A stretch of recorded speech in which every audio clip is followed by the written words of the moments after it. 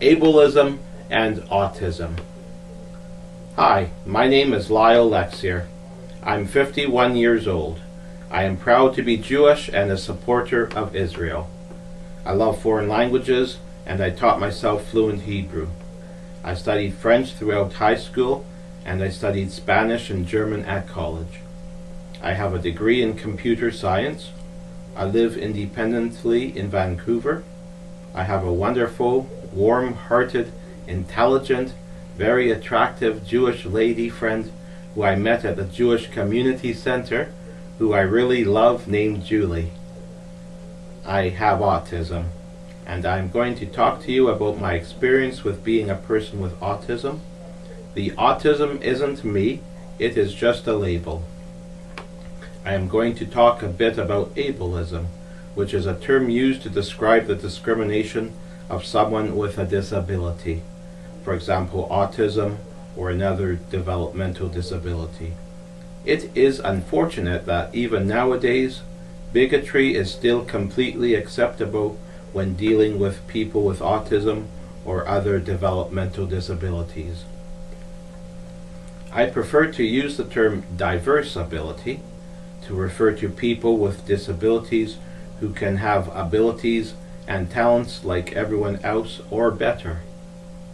Some of these talented people can be musical savants, mathematical savants, language savants, etc. Although some people with autism have savant qualities, most people with autism do not have savant qualities. Many strive to live a normal life as a neurotypical person would. Neurotypical means somebody not on the autism spectrum. Autism is a spectrum disorder, meaning that there are different degrees of autism, from mild autism, also called Asperger's, to severe autism. Someone with severe autism has a very difficult time with living a normal life. I am a person with Asperger's, a mild form of autism, also known as a high-functioning autistic. People with autism can have different interests even if they both have the same degree of autism. For example, one man with autism might be obsessed with trains, while another man with autism might be fascinated by bus schedules and weather. With autism, many people have obsessions with their favorite topics. I am going to talk to you about my experiences with autism. The challenges I face being a man with autism are: I lack ability to make close friends. I am not able to read facial expressions or body language. I can't recognize faces unless I stare at their face many times or by seeing them over and over again. And I may appear rude, insensitive, shy, selfish, inconsiderate, piggish, etc. I have experienced bullying at school because of my autism. Sometimes I might misunderstand what a person's real intentions are, and I might be too trusting to people with bad intentions, because it is hard for me to read people.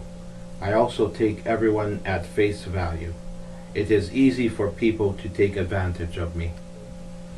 Some ways that I have learned to cope with being a person with autism are to learn patience to get other people to know me and not judge me, doing relaxation exercises such as yoga and prayer, getting more involved in my special interests such as learning foreign languages, learning about dinosaurs, playing music on the piano or guitar, watching sports, for example Vancouver Canucks or BC Lions, etc.